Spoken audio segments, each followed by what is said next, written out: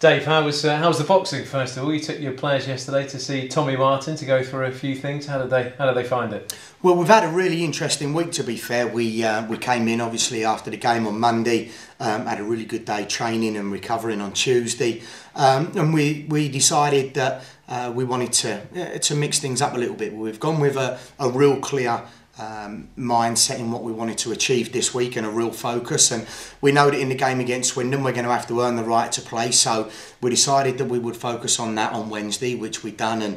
And listen, Tommy was brilliant, and all of his management team who come down, they really put the lads through their paces, and the lads took to it really well. We've had a great day's training working on the football side of things, and we'll just nail down and box down really the organisation and discipline stuff that we need ready for Saturday's game against Swindon. So yeah, it's been a really interesting week so far, and we're really looking forward now to the challenge of Swindon on Saturday. And is it important for you as a management team to look for things to keep it fresh, to keep the players inspired and interested on and off the training pitch, because we're getting towards the end now of a long hard season, aren't we? Definitely, we've had a look at that, and obviously when we first came in we also introduced the legends, and I think with any group of players, I think when you want them to be successful and they need to see that success, I think calling on some of the legends of the football club, when we had Kenny Charlery in, we had Dave Farrell working with him, we had Tommy Robertson come in and do some work, so I've had some really interesting people just to mix things up a little bit, but also to share some of the some ideas, some tips, some questions that the players can ask them to find different ways in which they can be successful themselves. And listen, it was something a little bit different and outside of the box with Tommy, but he was an ex-player with us here, and a magnificent talisman in all of his time that he spent here. So we went down that route really to show the players the importance of earning the right to play, but then being brave enough with the football to be able to play then after that. And that's exactly what we're going to be looking for them to do this weekend. The chairman came out this week and said he's coming over in May to start interviews for the manager's job, and he includes you in that as well. Are you still as hungry for the job now as you were at the start? Because I remember you came out and said, my hat's well and truly in the ring. Have you still got that hunger for it? Well, I'm even more hungry now, to be fair. He's laid that gauntlet down to me, he's laying the gauntlet down to the players, to have a real final push in these final 5 games. And listen, it definitely ain't over for us. We're hungry for it, we want it. Myself, the rest of the staff, the players, everybody here. We've done it with magnificent support from the fans so far. So for me, listen, I'm staying positive, I'm staying upbeat about things, and listen, do we want it? We all want it, because we all need to want it if we're going to be successful, and that's the messages that we've been putting into the players this week. Because you've always said, haven't you, that it's not about you, it's about the team and the football club, but from a personal point of view, there's a lot at stake these last 5 games, as there is for a football club, because as you say, you still want the job long term. Yeah, there is a lot at stake, but listen, the most important thing is that we have a real push and a real go at trying to win these next 5 football matches. The next 5 football matches that we've got nothing to lose and everything to gain. There's no pressure on the players. The pressures are all internal. The pressures that we put on ourselves, because we want to be successful in every single football match that we play. Whether that's a run of 5, whether that's a run of 9, whether it's a run of 46 throughout the course of a season. So that's what we do anyhow. So there's nothing changing here. We're going to be keeping on focusing on what we need to do, game by game, week by week, and everybody is up for the fight. In a funny way, the equation just has got a lot simpler, hasn't it? You need to win these 5 matches, and in a funny way, I suppose that makes your job easier, you know, in a sense, because you know what's exactly required from your players. Yeah, definitely, and that's exactly what we all need to do. We all know that, but bizarrely enough, it doesn't put more pressure on us. It takes the pressure off us, because of, you know what, we can go and we can be more expansive. We can take a few more risks, because of, you know what, that's what we do. We need to be brave, we need to be courageous, and we need to play with a real urgency in everything that we do. We need to train, we need to work day to day in the exact same way if that's what we're going to produce on a Saturday. So that's what we're doing, that's what we're continuing to do, and listen, I'm really looking forward to it.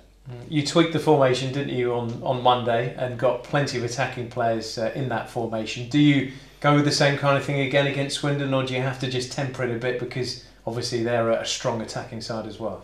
Well, listen, we'll have a look at it. We've obviously analysed Swindon's last couple of games. Myself and Grant McCann have watched them both, the game against MK Dons on Saturday and then also the game against Bristol City the other night. So, yeah, it's quite interesting. They played against a 4-4-2 with split strikers with MK Dons, and they played against a 3-5-2. Both formations we've worked on, both formations we've had success with. So, it's something that we'll have a look at and we'll be reviewing this afternoon in our final team selection meeting that we have, and then we'll be naming the squad and doing our final bit of shape and preparation work ready for before we travel to Swindon. Just looking at some of the reaction from their results over the Easter period, certainly there was a feeling they were well under par against MK Dons and deserved nothing, but actually played pretty well against Bristol City despite the fact they lost by quite a big margin in the end. So is it difficult to gauge whether this is a good time to be playing Swindon? Listen, we go back to it. We look at everybody in different ways. The bit for me, they've got three suspensions. Two of them are key players. Obviously, Branko's out because he got his booking the other night in the Bristol City game. Nathan Thompson's out for the second game.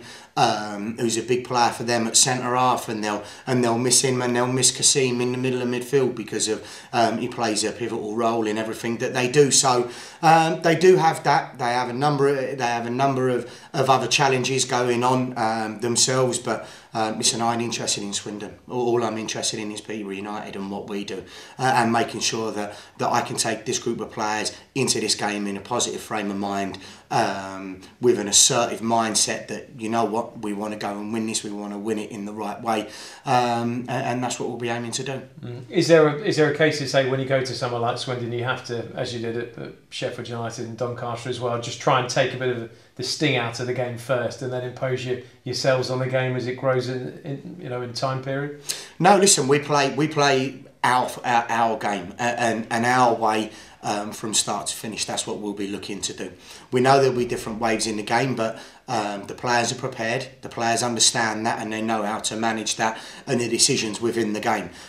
Listen, they're an excellent group of players and they have good understanding, and they'll be taking that across the white line on Saturday, and listen, and we'll be going for it. First and foremost, we will be going for it, and we will be asserting ourselves on the game, and not overly worrying about Swindon. We'll be aware of what they do, but we're focusing on us right now because that's what we're going to need to do to be successful.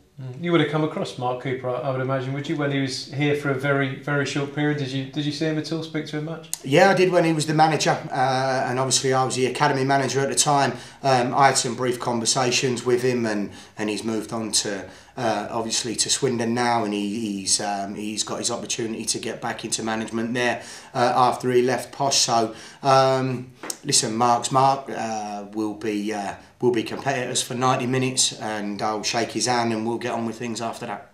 How are you looking in terms of your injuries this weekend? John Taylor obviously was struggling again at the weekend. What's the latest on him? Everybody's fit. Towles is a 50-50 at the minute. We'll be doing a fitness test with him tomorrow. But other than that, we've got the full squad available to us, which is again very pleasing. I think we had some challenges last week with obviously illnesses to Jack Payne and Marcus Maddison, and then the injury to John Taylor as well. So that kind of disrupted us a little bit last week, but we're back on it. We're really focused. We've got everyone available, and Towles will be doing a fitness test tomorrow with the physio John Chatfield. Is it his knee again, Taylor? Yeah, it is. He's got he had a slight sprain in his medial ligament, and they've been managing it this week, and he's been getting some treatment on it with John, and we're going to test it tomorrow to see if it's going to be able to hold up to the rigours of a full 90 minutes, and if it does, then he'll be available for selection, and if it doesn't, then obviously we've got plenty of options available to us. Do you just have to treat him with maybe a touch more care? That's maybe not the right way of putting it, but because of his recent history, he's had that knee problem, had surgery, came back, it still wasn't quite right. Do you have to bear that in mind when you're thinking about whether he starts, whether he features from the bench, etc.? The main thing is I need to take the advice of the physio. The physio here is excellent. He does a fantastic job.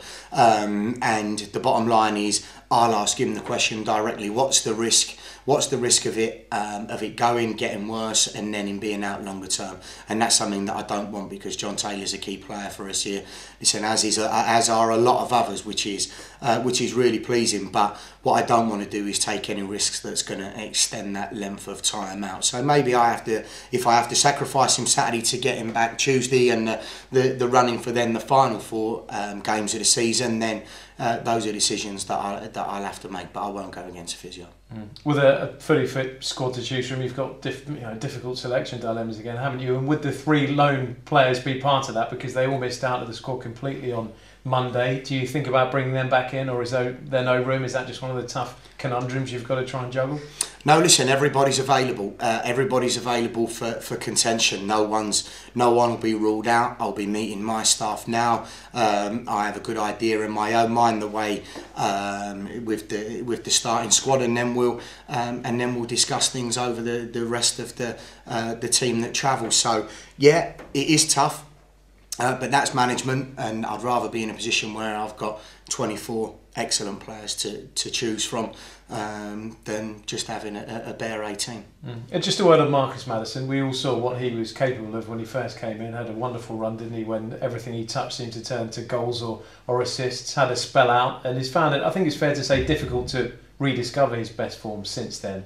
How key is getting the best out of Marcus, do you think, to getting big results between now and the end of the season? Because he's kind of the kind of player who can turn a game and just give you something when you desperately need it. Yeah, listen, Marcus is a match winner. That's exactly what he is. He's the sort of player that can produce that little bit of magic that can win you a football match. Everybody in the dressing room knows that. All of the staff know that. Everyone at the football club knows that. Marcus, to be fair to him, he's working hard to get that form back. He's doing everything that he can. So listen, we're quite excited about Marcus and Marcus's future. So we're going to keep working with him. He's going to keep working hard, and listen, if we can get him back to his very, very best, he'll be devastating in this league. Because he's too good a player, isn't he, not to have an impact on a regular basis. We saw that early on in his posh career. Yeah, definitely. But all players and all young players go through dips in form. They go in on a good run of form. And what we need to do now is do everything with Marcus to get him back on that positive run going into these final 5 games, because he can have a big impact for us, as can Erhan in that number 10, as can Luke Williams, as can a number of players that we've got. So yeah, we're working on them all, and hopefully we can get them playing and performing to their top levels.